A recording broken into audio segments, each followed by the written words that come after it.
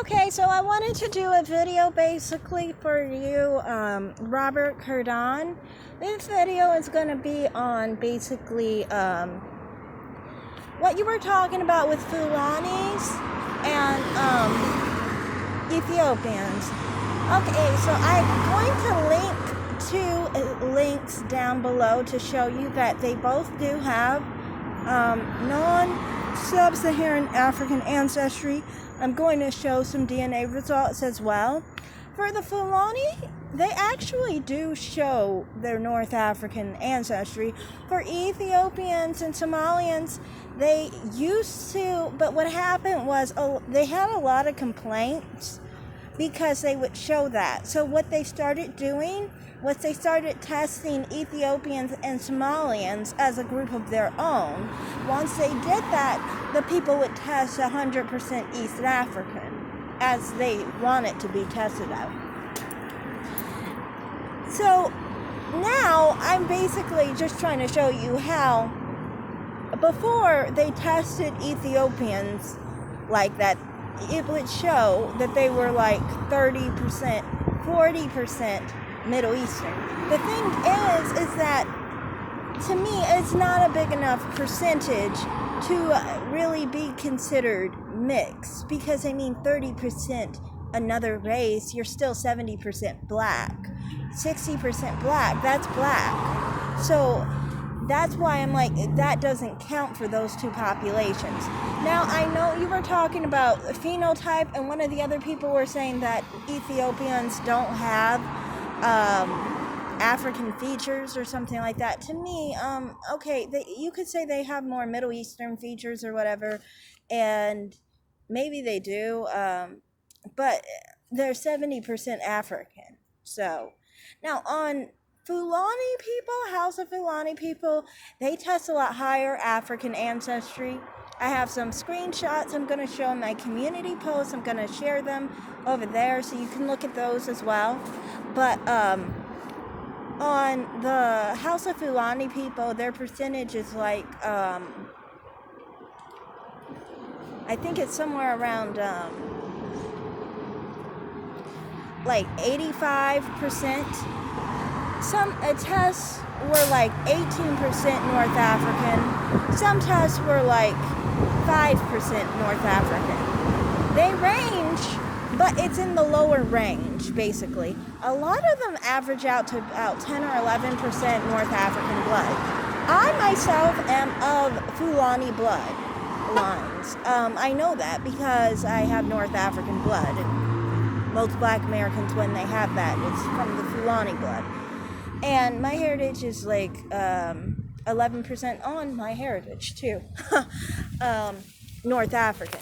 So, that sounds about right, thinking of it just like that. But as far as their phenotypes, I guess you could say, I was looking at them compared to Igbo people, and I guess you're right, they do look a little different, but they still look African.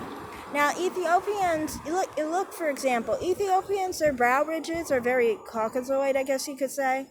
Fulanis, our brow ridges are very flat, and they look more like, Black Americans, honestly.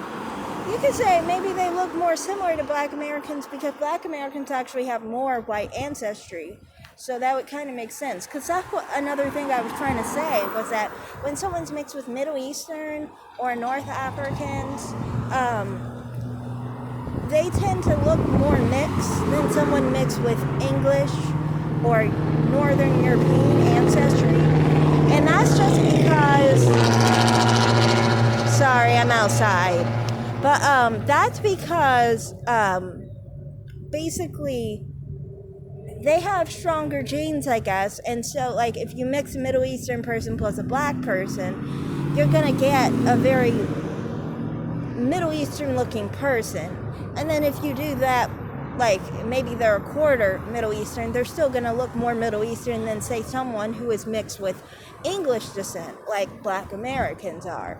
So that's why they look more ethnically ambiguous than say someone who is like of Black American descent.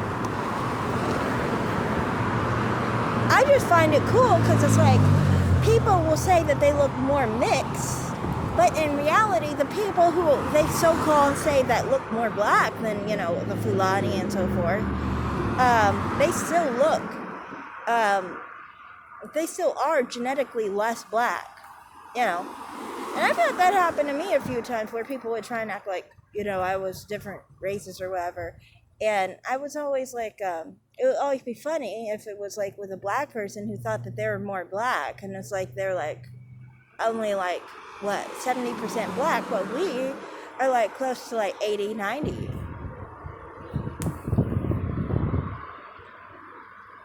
So yeah, that's basically all I have to say here. Yeah, I do know also that I have Fulani blood, and I have Igbo blood too, but most of my heritage is in Nigeria, so I just always think that it's probably a combination for me, Yoruba, Igbo, and Fulani.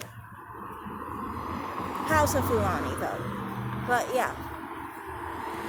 And yes, they are Muslim on average. I think it's like 99% rate that they are Muslim on average. Just cool, I'm Muslim, so yeah. I don't really know what that had to do with what I was saying, though, about having North African blood. I think you were confused because you thought that I meant like European blood. When I say West Eurasian, that includes North Africa, you know. It does. That's just how it is. And I will do another video for you on the difference between North Africans and Sub-Saharan Africans, because you seem to have some issues with that as well. So I'll do a video on that with some pictures. But yeah, that's all I'm going to do for this video right now. Thanks for watching, and have a great day, Robert, Qurdon, and the other person who commented. You guys have a great day. Bye. And everyone else who watched.